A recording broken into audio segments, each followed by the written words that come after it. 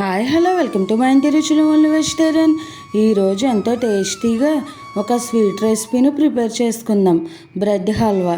ఇది పెళ్ళిళ్ళలో ఫంక్షన్లో స్పెషల్ స్వీట్ కింద పెడుతూ ఉంటారు.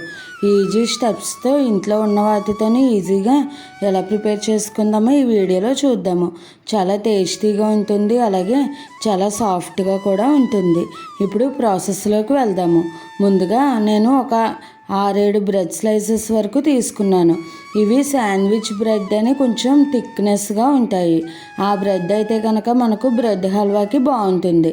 నార్మల్ బ్రెడ్ స్లైసెస్తోనైనా కూడా చేసుకోవచ్చు, దీనితోనైనా కూడా బాగుంటుంది. ఇప్పుడు వీటిని 4 పీసెస్ కింద కట్ చేసుకోవాలి. ఇలా సెంటర్లోకి అటు ఇటు కూడా ప్లస్ షేప్లో కట్ చేసుకుంటే ఈక్వల్గా వస్తాయి. ఇలా అన్నీ కూడా సమానంగా కట్ చేసుకుంటే మనకు బ్రెడ్ ఈక్వల్గా ఫ్రై అవుతుంది ఫ్రై చేసుకున్నప్పుడు.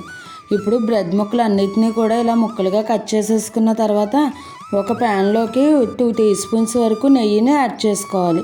నెయ్యి మెల్ట్ అయిన తర్వాత ఇందులోకి ఒక 1/2 కప్పు వరకు జీడిపప్పు పలుకులను వేసుకుని ఫ్రై చేసుకోవాలి. నేను వేరే ఏ డ్రై ఫ్రూట్స్ కూడా వేయట్లేదు, ఓన్లీ జీడిపప్పు ఒకటే వేస్తున్నాను.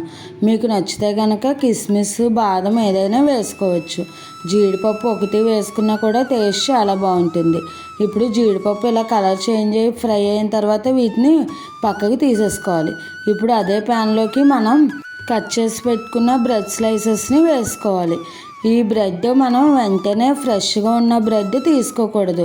1 రోజు 2 రోజులు అలా రెస్ట్ ఇచ్చిన తర్వాత తీసుకుంటే ఇవి కొద్దిగా హార్డ్గా అయ్యి మనకు నెయ్యి ఎక్కువ పీల్చుకోదు. అదే సాఫ్ట్గా ఉన్న బ్రెడ్ తీసుకుంటే కనుక నెయ్యి ఎక్కువ పీల్చేస్తుంది. అలాగే ఈ బ్రెడ్ హల్వాకి కొద్దిగా నెయ్యి ఎక్కువగానే పడుతుంది. ఇప్పుడు ఈ బ్రెడ్ స్లైసెస్ని 2 వైపులా కూడా తిప్పుకుంటూ గోల్డెన్ బ్రౌన్ కలర్ వచ్చేంత వరకు ఫ్రై చేసుకోవాలి. మనకు ఈ బ్రెడ్ కలర్ వచ్చిన దాన్ని బట్టి హల్వా కూడా కలర్ వస్తుంది, దాన్ని బట్టి వస్తుంది. అందుకని ఇవి జాగ్రత్తగా నిదానంగా 2 వైపులకి తిప్పుకుంటూ ఫ్రై చేసుకోవాలి. మాడిపోతే కనుక అంత టేస్ట్ బాగుండదు. చూసారు కదా, ఇలా మంచిగా కలర్ వచ్చిన తర్వాత వీటిని ఒక ప్లేట్లోకి తీసేసుకోవాలి. నెక్స్ట్ ట్రిప్ కింద మరలా ఇదే ప్యాన్లోకి మరలా 1 or 2 టీ స్పూన్స్ వరకు నెయ్యిని యాడ్ చేసుకుని సేమ్ ప్రాసెస్లో బ్రెడ్ని ఫ్రై చేసుకోవాలి. నేను మొత్తం 8 స్లైసెస్ వరకు తీసుకున్నాను. 8 స్లైసెస్ బ్రెడ్కి నాకు 1/2 కప్పు వరకు నెయ్యి అవసరమైంది. కొద్దిగా నెయ్యి ఎక్కువగా ఉంటేనే బ్రెడ్ హల్వా టేస్ట్ చాలా బాగుంటుంది. ఇప్పుడు ఈ అన్నిటినీ కూడా 2 వైపులకి తిప్పుకుంటూ ఇలా అన్నీ కూడా ఫ్రై చేసుకుని పక్కన పెట్టేసుకుని ఇప్పుడు ఇదే ప్యాన్లోకి 1 కప్పు వరకు పంచదారని యాడ్ చేసుకున్నాను. ఇప్పుడు పంచదార ఈ ప్యాన్లోకి వేసేసుకున్న తర్వాత 3/4 కప్పు వరకు వాటర్ని కూడా వేసుకోవాలి. ఇలా వాటరు పంచదార కూడా మిక్స్ చేసుకుంటూ పంచదార మెల్ట్ అయ్యేంత వరకు మిక్స్ చేసుకుంటూ ఉండాలి. మనకేమీ పాకం అవసరం లేదు. ఈ పంచదార మెల్ట్ అయ్యి మనకు ఒక పొంగు వస్తే సరిపోతుంది. పాకం వస్తే కనుక బ్రెడ్ పీల్చుకోదు ఈ పంచదార సిరప్ని. జస్ట్ అలా ఒక పొంగు వస్తే సరిపోతుంది. ఇప్పుడు ఇలా పంచదార మెల్ట్ అయ్యి ఒక పొంగు వచ్చిన తర్వాత మనం ముందుగా ఫ్రై చేసుకున్న బ్రెడ్ స్లైసెస్ని వేసేసుకోవాలి. చూసారు కదా, ఇలా మరుగుతున్నప్పుడు మనం ముందుగా ఫ్రై చేసుకుని బ్రెడ్ స్లైసెస్ని ఇవన్నీ కూడా వేసేసుకోవాలి. ఇప్పుడు ఈ షుగర్ సిరప్కి అంతా కూడా ఈ బ్రెడ్ స్లైసెస్ని పీల్చేలాగా మనం కింద నుంచి పై వరకు కలుపుకుంటూ ఉండాలి. ఈ సిరప్ ఈ బ్రెడ్ అంతా కూడా ఇలా బాగా మిక్స్ అయిపోయిన తర్వాత ఇప్పుడు ఇందులోకి ఒక 1 కప్పు వరకు వేడి పాలను వేసుకోవాలి. చిక్కటి పాలను కాచి వేసుకోవాలి. ఇందులో పంచదార ఏమీ మిక్స్ చేయని అవసరం లేదు. నార్మల్ పాలనే వేసేసుకుని ఇదంతా కూడా ఇలా మిక్స్ చేసుకోవాలి. మీరు కన్సిస్టెన్సీని చూసుకోవచ్చు. ఇలా 1 కప్పుకి సరిపోయింది అనుకుంటే సరే, లేదంటే ఇంకొక 1/2 కప్పు వరకు వేసుకోవచ్చు. బ్రెడ్ హల్వా కన్సిస్టెన్సీని బట్టి పాలని అడ్జస్ట్ చేసుకోవచ్చు. ఇప్పుడు ఇదంతా కూడా ఇలా బాగా మిక్స్ చేసుకున్నాక చూసారు కదా, ఈ కన్సిస్టెన్సీకి వచ్చింది. ఇప్పుడు మరొక 2 టీ స్పూన్స్ వరకు నెయ్యిని యాడ్ చేసుకోవాలి.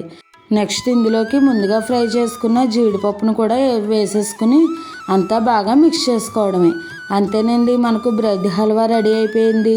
చూసారు కదా ఎంత సింపుల్గా ప్రిపేర్ చేసేసుకోవచ్చో. చాలా సాఫ్ట్గా ఉంటుంది, అలాగే చాలా టేస్టీగా ఉంటుంది.